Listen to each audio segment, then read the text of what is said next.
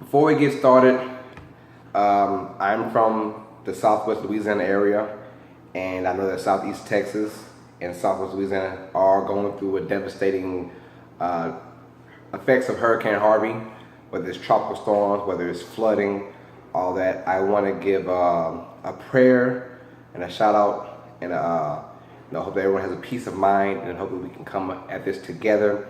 So my thoughts and my prayers go out to all the victims, all the ones who lost their houses, all the ones who are trapped in their houses, all the ones who are surrounded by flooding, all those who are don't have anywhere to go.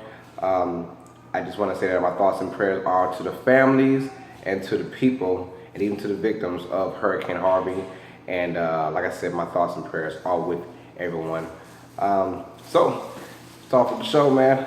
Welcome all sports fans, YouTubers, Facebookers, social media all across the nation.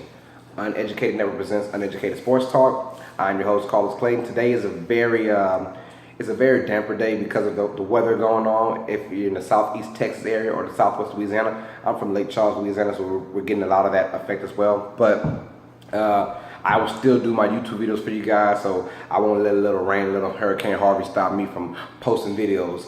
With that being said, I do want to talk about the effects right now. We all know that the Houston Texans and the Houston Astros had games coming up pretty soon, but they have both been canceled for obvious reasons. The Texans were playing the Dallas Cowboys in Houston for a preseason game number 4, that will be moved to Dallas AT&T Stadium now. And it's a very tough time for people in the state of Texas, especially the Southeast one, and of course the Southwest Louisiana area. We're both being affected. And then the Astros were playing against the Rangers in Houston, and they obviously cannot continue that series in Houston. They couldn't come up with an agreement to play in Arlington at the Texas Rangers, so they decided to play in St. Petersburg, Florida, where the Tampa Bay Rays play at. So they're going to have their games and finish out the rest of that series over there. This is hopefully it won't affect too many games or too many sporting events across the nation, but you just never know. So like I said, keep your thoughts and your prayers out to all the folks out there, and we wish everyone a speedy recovery, and we know that this too shall pass, and just keep God first, and he will take care of everything. Like I said, so thoughts and prayers go out to everyone as part of the Southeast Texas and Southwest Louisiana area. So I want to talk about the Big Three, the Ice Cube Basketball League that came out this year. We just had the finale, the championship, and it's been a crazy year. It was a very good season. I really enjoyed it. I know a lot of the fan base hasn't really watched it from day one to the championship, but I was one of the few guys who actually did that. And I gotta say, this was a very, very good league. And for those who don't know, this is going to stick around for a while. This isn't like the XFL. This isn't some lollygag league where they just throw things together and try and, it isn't a gimmick league. This is actually real 3-on-3 basketball with former NBA players. Although of age now outside their primes, they still are working for a contract and they're working for money. So they're going to give you all, and it gives them something to do after the season. Or for those who are not playing in the NBA, obviously, it gives them something to do for the summertime and make a little money. And I really enjoyed it. Trilogy defeated the Three-Headed Monsters in the championship game to win it all. Trilogy was undefeated for the whole entire year, going a perfect 10-0. That was led by Al Harrington, Rashard McCants, the #1 overall pick for the Big Three. And then they also had James White, who was Defensive Player of the Year. They went head-to-head with the Three-Headed Monsters that was led by Rashard Lewis, who won MVP. And then you also had Muhammad Abdul-Rauf, who basically started since Game 3, I believe, and he was a big factor. He put up great numbers to end the season. And they also had Kwame Brown on that team too, so it was a very entertaining game. Trilogy was basically the Golden State Warriors of the league. They went undefeated. But here's what I've been telling everybody. Rick Mahorn as well was the coach of the year. Gary Payton was the coach of the Three-Headed Monsters. We had other teams. We had Allen Iverson in there with his controversy going on and him just being the face of the league. Even though he didn't really play, but he was still a big name. Julius Erving. We had George Gervin. all those guys. Kenyon Martin's part of that trilogy team. So there's a lot of big names out there, a lot of good teams. Mike Bibby played for the Ghost Ballers. You had guys like Kareem Rush. But, you know, it was very entertaining. Bonzi Wells, those kind of guys you missed from the late 90s, early 2000s. And like I said, Muhammad Abdul-Rauf, formerly known as Chris Jackson, who's probably the oldest in the game, 48 years old. Well, he was playing like he was 28. The man still got skills for his age. And this league is a breath of fresh air, to be honest. And I really enjoyed myself. It was great competition. There was hand checking involved. There was beef going on. There was arguments. There weren't any fights, but there were a lot of guys in each other's faces. It was kind of like a breath of fresh air, a late 90s, early 2000s kind of feel to basketball, when I believe basketball was at its greatest back in those days, even mid-2000s. Now everybody's soft and flopping and this and that. So when there's guys like Lee Nailon who are acting a fool, I mean, looking good, you know, I really enjoyed what I saw, and I recommend for everyone to watch this league next year because it's going to be here for a while. And the intriguing part is there are more guys who will be involved next year. Paul Pierce, I already said he is down, so look for people like Paul Pierce to come on in. Nate Robinson, Kevin Garnett, those guys might come on in as well. Maybe a Ray Allen. People are talking about Kobe Bryant.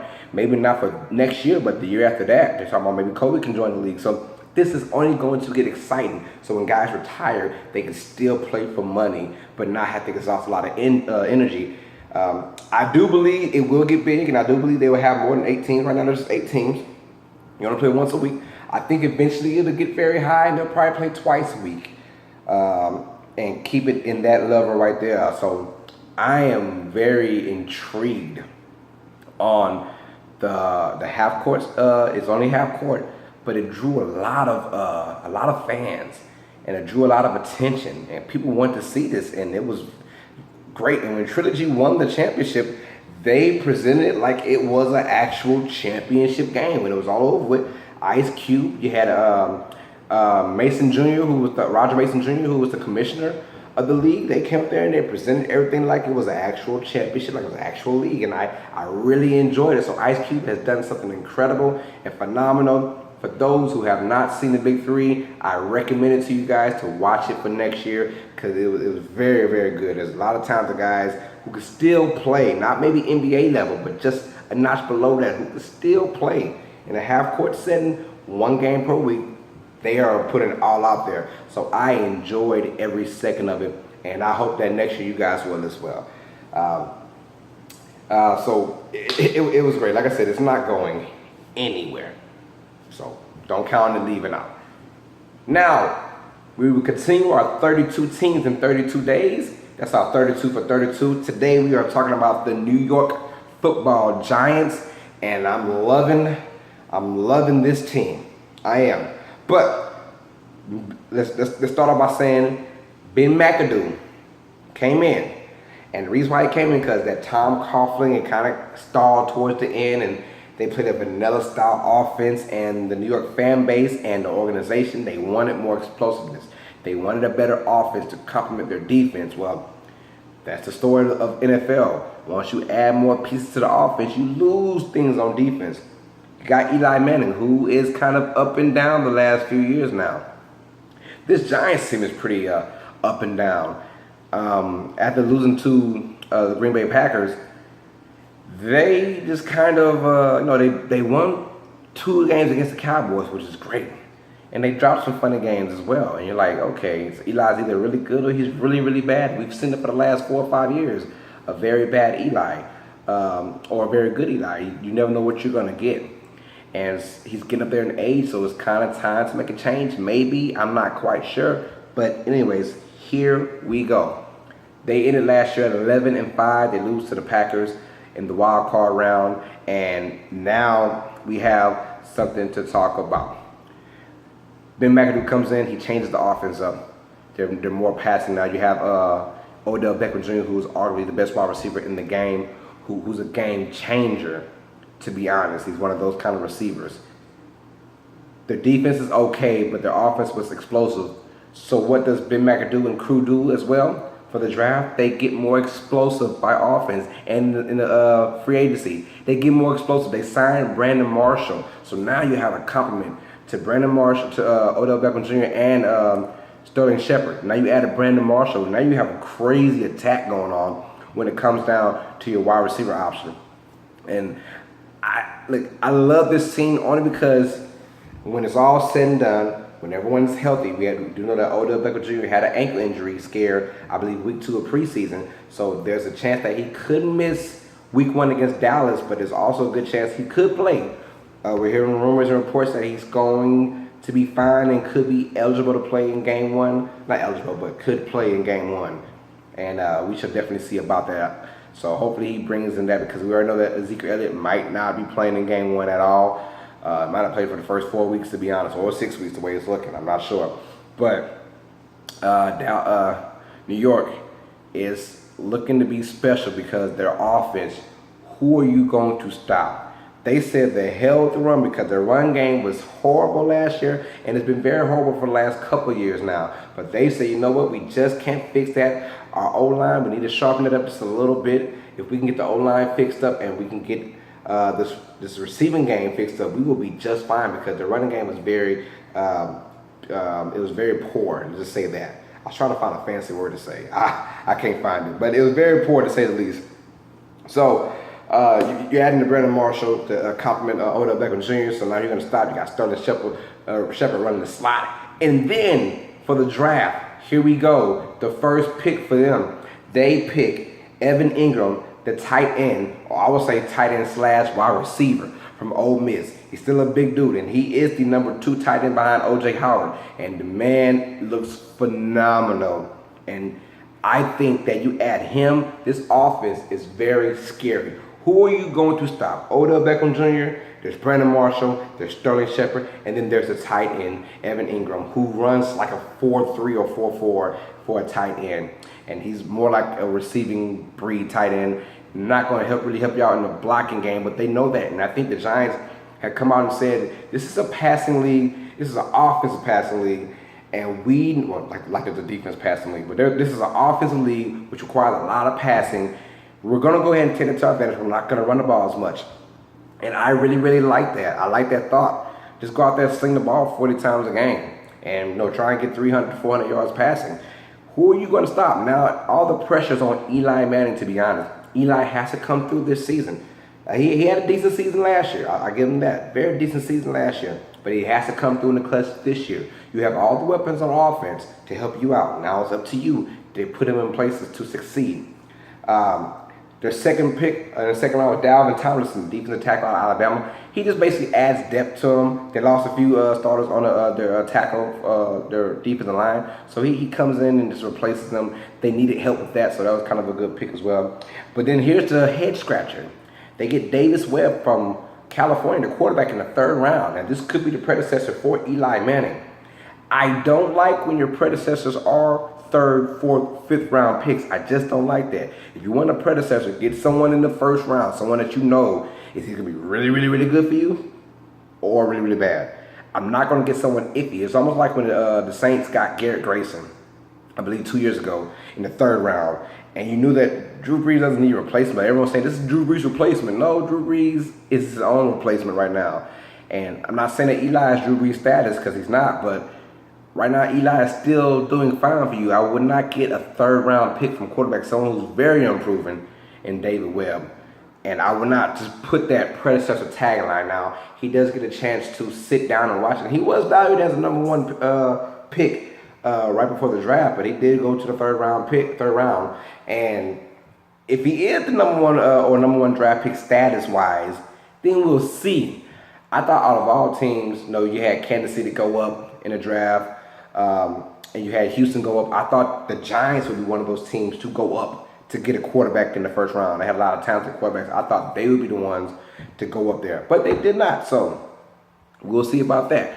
But I think that was a wasted pick. I don't like wasted picks. Yes, he might sit there for 3 years, but will he be the quarterback? I don't know, man. That's a tough call. Even Aaron Rodgers, even though he was very late, he was still a 1st round pick, but he was still a first round pick because you knew he had talent. He sat on that pine and studied Brett Favre and got good. But we're talking first round pick, and who could have been a top tier first round pick, but he dropped so far. But in the third round, I'm not saying predecessor for anybody. I would not go that route as well. So I thought it was a head scratcher. But a good pick that did get was Wayne Gallman, the running back from Clemson. I thought it was a very good pick because they need some sort of running game. I understand the passing game is going to be their bread and butter, but you got to counteract every blue moon with a running game. And Wayne Gallman, he showed toughness. He shows speed as well. So it's a great compliment. You can get him on some draw plays and he could do some damage on that. But we all know that this team's bread and butter is the passing game, and that's where they're gonna go. They even said it where defense isn't that good. Not good. Excuse me. Their defense is gonna give up plays, but they feel because the defense is still a good defense. They had a very good defense last year. Their cornerbacks their safeties are very good, and their defense is just very good. I like that. But they're saying if our defense stays the way it is, we don't need them to stop every single down. We just need them to stop on key downs now because we have the offense to complement the defense. And I like the Giants. I really, really do. I think they will be a surprise pick. I'm really intrigued to see if they can make a run because usually when they make their Super Bowl runs or their hot playoffs runs, they're not even thought of. And a lot of times when they are the hunted or the team that's stacked, they don't come up in the clutch, man. So the Giants, hey, we'll find out week 1 against the Dallas Cowboys because the Cowboys, Dak Prescott looks very good, very good. But Giants have had the Cowboys numbers since the Cowboys have built the Jerry Jones World at AT&T Stadium. So, but they did go 11-5 last year. This year, I think they are even better than that by 1 game. I think they go 12-4. I think they win the division. They go 12-4 and win the division and have a chance to do something very special this year. I think the Giants are a top tier team. I think they go deep. I still have Seattle as the best team in the NFC. Giants are probably that number 2 or number 3 team, depending on what or 4 team, depending on what the Packers and the Falcons have to say about that. But I think right now it's the Giants. The Seahawks, the Giants, maybe Dallas in that phase somewhere. I don't know, but like I said, very intrigued to see about this year for the New York Giants. They go 12-4, have a great year, and can potentially be a Super Bowl team. But they are the quote-unquote hunted this year because of their star power they have. So hope they can live up to that hype. Our next episode, we will talk about the Oakland Raiders. The Oakland Raiders. And that's going to be something to talk about because guess what, guys? I have them as my Super Bowl pick to represent the AFC. Just saying. I know it's crazy, right? But I'll tell you why, next episode, why I have the Oakland Raiders making it to the Super Bowl. So, with that being said, thoughts and prayers go out to everyone that's in the Southeast Texas area, Southwest Louisiana area. Our thoughts and prayers go out to you guys. Please be safe. Let God hold you down. Keep God first. Keep family and prayer first as well. And, like I said, thoughts and prayers go out to you guys. Like, subscribe, comment. Check me out on Facebook. My name is Carlos Clayton. I'm from Lake Charles, Louisiana. Check me out on Twitter, @CarlosClayton_. I repeat, @CarlosClayton_, man. So, thoughts and prayers go out to everybody. Stay smart. Stay educated. Peace.